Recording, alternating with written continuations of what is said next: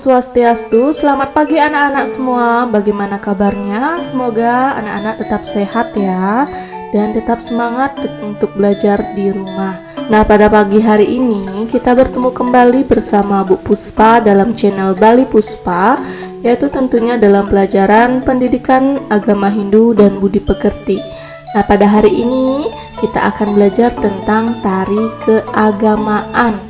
Nah, sebelum kita ke tari keagamaan, kita sebagai rakyat Indonesia mengenal yang namanya budaya. Nah, di mana budaya ini berasal dari bahasa Sanskerta, yaitu dari kata budaya. Dan budaya ini merupakan hasil cipta, rasa, dan karya dari akal manusia yang diwujudkan dalam kehidupan sehari-hari. Nah, apa yang menjadi unsur kebudayaan ini? Yaitu ada 7. Yang pertama adalah bahasa, kemudian pengetahuan, kemudian sosial, kemudian ekonomi, teknologi, religi, dan kesenian. Nah, jadi ketujuh unsur ini semua bersatu padu sehingga bisa kita jadikan suatu budaya yang dimana budaya ini harus kita tetap lestarikan. Nah, begitu juga dengan tari keagamaan, yaitu tentang kesenian tari. Nah, misalnya ada tari kecak, yaitu berasal dari Bali, yaitu menceritakan kisah Ramayana, dan tarian ini menggunakan suara dari penarinya, jadi tidak menggunakan musik, melainkan musiknya itu diganti dengan suara dari penari. Misalnya seperti cak cak cak cak, seperti itu dilantunkan begitu terus menerus. Itu adalah tari kecak. Nah, berikutnya ada tari pendet. Tari pendet ini berasal dari Bali juga. Jadi tarian ini melambangkan penyambutan atas turunnya dewata ke dunia.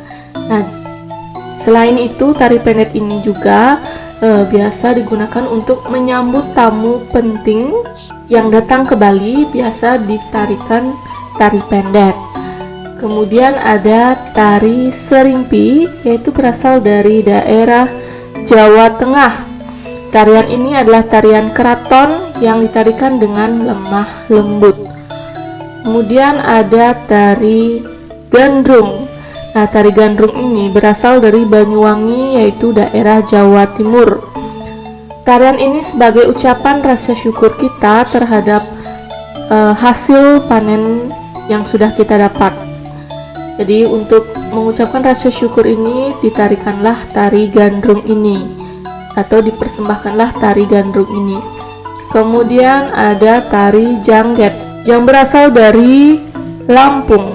Tarian ini untuk peradatan dan melambangkan keluhuran budi atau susila. Kemudian ada tari gantar, yaitu berasal dari suku Dayak, yaitu daerah Kalimantan. Tarian ini adalah tarian para muda-mudi sebagai penyambutan tamu dan melukiskan kegembiraan dalam menanam padi. Nah, ada tari Bedoyo Semang, di mana berasal dari Yogyakarta. Nah, tarian ini dipentaskan pada saat pelaksanaan ritual penting di kerajaan. Nah, itu jenis-jenis kesenian tari. Nah, budaya yang seperti itulah yang harus kita lestarikan. Nah, apa yang dimaksud dengan tari keagamaan?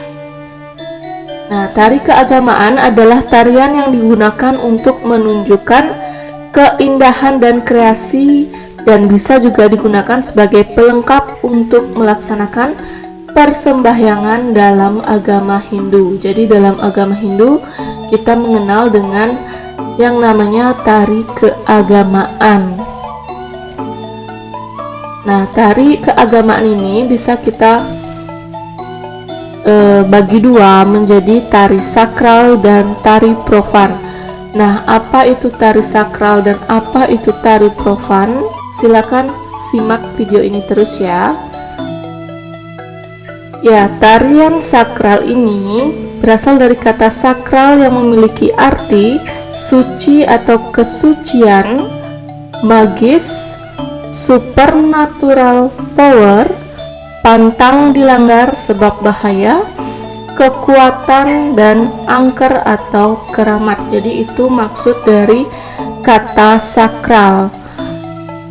Nah, tari sakral ini tidak disewakan, jadi tidak pernah disewakan, kemudian berfungsi sebagai penguput atau pelaksana upacara. Jadi kita beriatnya atau memberikan persembahan kepada Ida Sang Yang Widi Wasa seperti menari pada saat odalan. Itu maksudnya berfungsi sebagai penguput atau pelaksana upacara.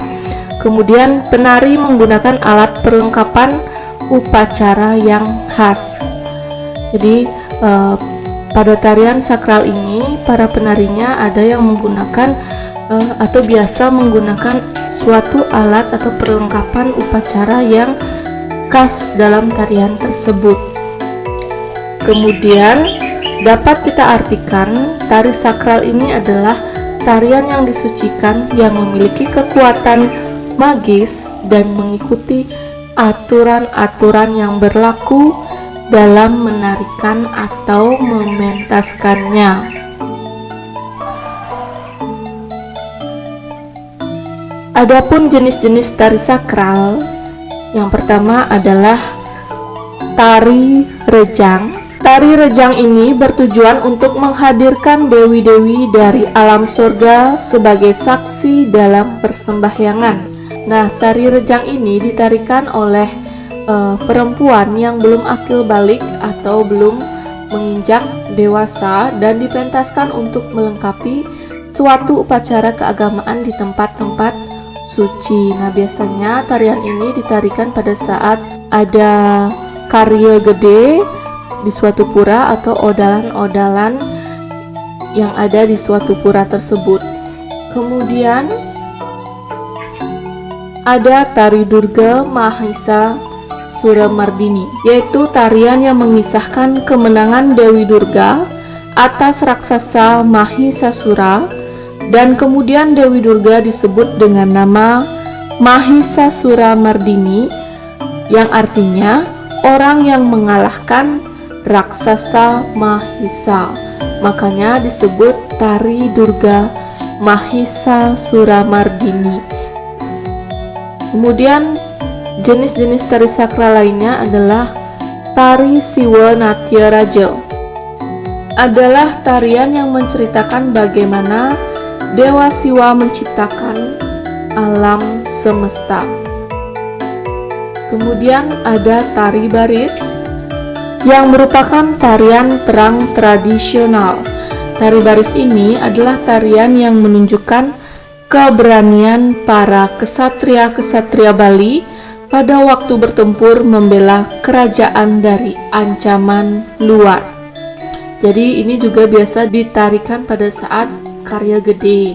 Misalnya di Pura Besakeh itu selalu melakukan pementasan tari baris. Kemudian yang lainnya ada tari Sangyang. Contohnya tari Sangyang Jaran ya. Tari ini bersifat religius yang khusus berfungsi sebagai penolak wabah penyakit. Jadi pada saat ditarikan ini, tari Sangyang ini dapat membuat penarinya mengalami kesurupan, yaitu dimana tari Sangyang ini dalam pementasannya memenuhi 3 unsur penting seperti asap atau api, kemudian gending Sangyang, dan nyanyian dan media yang digunakan sebagai alat komunikasi. Jadi itu unsur yang terkandung dalam tari Sangyang, baik itu tari Sangyang Jaran maupun tari Sangyang Dedari. Kemudian ada tari topeng Sidakarya. Nah, tari topeng Sidakarya ini dipentaskan sebagai pelengkap dari sebuah upacara keagamaan. Jadi pada saat karya gede atau karya agung dilaksanakan, pasti selalu ditarikan topeng Sidakarya ini. Nah, tarian ini ditarikan paling akhir sehingga karya itu menjadi sida atau diberkahi, sehingga karya agung ini dikatakan puput dan sudah diberkahi. Itu maksud dari ditarikan topeng Sidakarya. Kemudian tari profan. Nah, di mana tarian sakral tadi itu adalah tarian yang disucikan. Sedangkan tari profan adalah seni tari yang berfungsi sebagai seni hiburan yang ditarikan dengan energik dan dalam suasana senang dan ceria. Nah, dalam tarian profan ini boleh disewakan, kemudian berfungsi sebagai seni hiburan, dan penarinya tidak mesti menggunakan alat perlengkapan yang khas. Nah, adapun jenis-jenis tari profan tersebut, yang pertama ada tari gambyong. Tari gambyong ini dipentaskan pada saat menyambut tamu atau mengawali suatu resepsi perkawinan. Tari gambyong ini adalah tarian dari Jawa Tengah. Kemudian ada tari legong. Tari legong ini adalah tari yang berasal dari Bali. Nah, tari legong ini juga keterikatan dengan irama gamelan, jadi harus dengan gamelan. Nah, kata legong berasal dari kata leg, gerak tari yang luwes atau lentur, dan gong artinya gamelan. Dan gamelan yang dipakai mengiringi tari legong adalah gamelan Semar Pegulingan. Jadi anak-anak boleh search di Google ataupun YouTube bagaimana sih irama dari gamelan Semar Pegulingan. Selanjutnya ada tarian cendrawasih. Tari cendrawasih ini berasal dari Bali. Nah, tarian ini mengisahkan sepasang burung cendrawasih yang sedang memadu kasih. Ada tari olek kamulilingan. Tarian ini melukiskan gerak-gerik seekor kumbang yang sedang bermain-main di taman. Tarian ini berasal dari daerah Bali. Kemudian ada tarian Sekar Jagat. Adalah tarian yang menggambarkan damainya dunia dengan bunga-bunga yang indah menghiasi. Tarian ini berasal dari Bali. Kemudian ada tari Janger. Adalah sebuah tari pergaulan pemuda dan pemudi. Gerakannya sangat sederhana, ceria dan semangat sehingga terlihat energik dan menarik. Jadi pada saat penarian tari Janger ini, penari yang menarikan sambil bernyanyi dan sambil bercanda gurau dengan masing-masing penari ya. Nah, sekarang bagaimana kita atau upaya kita melestarikan tari keagamaan? Nah, ada salah satu cara untuk melestarikan tari keagamaan ini, yaitu mengenalkan budaya dari sejak dini. Misalnya kita pada saat masih kecil atau anak-anak mengikuti suatu sanggar yang diikuti dari sejak kecil atau sejak TK, itu juga merupakan suatu upaya melestarikan tari keagamaan. Kemudian mengikuti ekstrakurikuler. Nah, biasanya pada setiap sekolah-sekolah di Bali ataupun di daerah manapun itu pasti ada ekstrakurikulernya, yaitu ekstrakurikuler tari tradisional ya. Itu boleh kalian ikuti. Kemudian berlatih menari tarian tradisional dan keagamaan. Ya, pasti ya. Kemudian mengadakan pentas tari. Nah, selain mengikuti atau berlatih menari, kita juga bisa mengadakan pentas tari. Nah, ketika nanti kalian berkecimpung dalam suatu organisasi, kalian bisa mengadakan pentas tari ini ya. Baik itu mengadakan lomba-lomba antar desa maupun kabupaten atau provinsi. Kemudian mengadakan lomba kesenian tari, tadi sudah Ibu jelaskan. Kemudian mendirikan sanggar-sanggar tari. Jadi selain mengadakan pentas tari, kita juga bisa mendirikan sanggar-sanggar tari. Nah, disinilah pada saat kita mendirikan sanggar-sanggar tari, kita juga bisa saling mengenal antara satu dengan yang lainnya, dan kita juga bisa mencari pelatih yang memang handal dalam seni tari ini, sehingga dalam upaya melestarikan tari keagamaan ini bisa kita tetap lestarikan ya.